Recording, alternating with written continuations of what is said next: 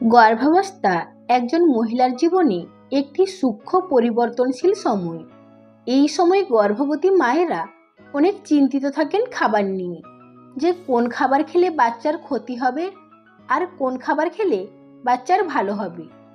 তবে আজ আমি আপনাদের বলবো জলপাই সম্পর্কে, যা প্রায় আমরা সবাই খেতে পছন্দ করি।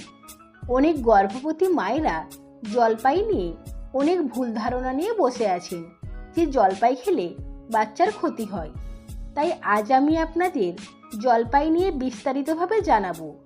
সেই জন্য অবশ্যই আমাদের ভিডিওটি শেষ পর্যন্ত দেখতে থাকুন এবং আমাদের চ্যানেলে যদি নতুন হয়ে থাকেন চ্যানেলটি সাবস্ক্রাইব করে পাশে থাকা বেল আইকনটি প্রেস করে দিবেন।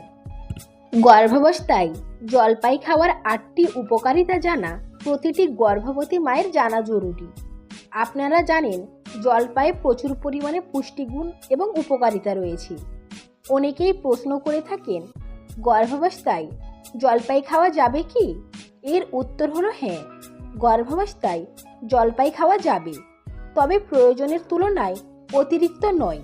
এই বিষয়টি সবসময় খেয়াল রাখতে হবে। নাম্বার 1, একজন গর্ভবতী মায়ের গর্ভাবস্থায় রক্ত চলাচল ঠিক রাখতে জলপাই বিশেষ ভূমিকা পালন করে থাকে। জলপাই গর্ভবতী মায়েদের জন্য খুবই জরুরি। নাম্বার 2, জলপাই প্রচুর পরিমাণে ভিটামিন সি এবং ভিটামিন এ রয়েছে, যা গর্ভবতী মায়ের জন্য বিশেষ প্রয়োজন। এছাড়াও নিজের তো একেবারে নবজাতকের ত্বক ও চুলের জন্য ভিটামিন সি এবং ভিটামিন এ বিশেষ উপকারী। নাম্বার 3, জলপাই ফাইবার রয়েছে, যা ক্যান্সার প্রতিরোধ এবং খাবার হজমে কাজ করে থাকে। নাম্বার 4, জলপাইয়ে প্রচুর পরিমাণে আয়রন রয়েছে। গর্ভবতী মায়ের গর্ভকালীন সময়ে খুব গুরুত্বপূর্ণ একটি উপাদান।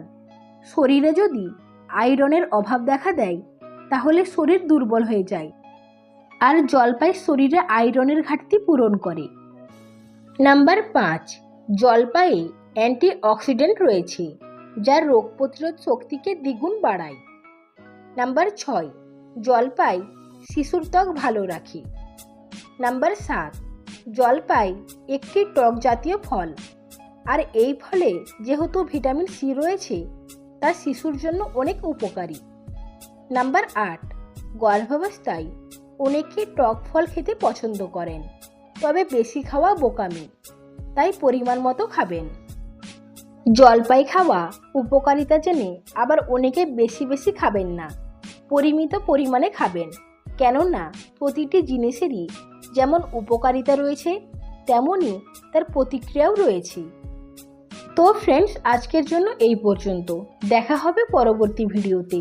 ততক্ষণ আপনারা সকলেই ভালো থাকুন এবং সুস্থ থাকুন। আমাদের সঙ্গে এতক্ষণ পর্যন্ত থাকার জন্য আপনাদেরকে অসংখ্য ধন্যবাদ।